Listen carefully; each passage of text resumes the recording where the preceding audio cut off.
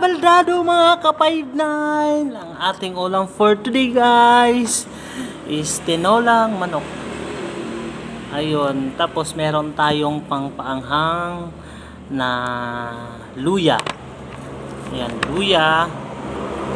At saka kanin. Tara, tayo'y kakain na.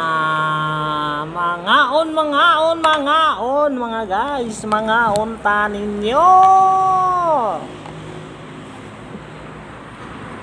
That's my ulam, guys, sa lunch.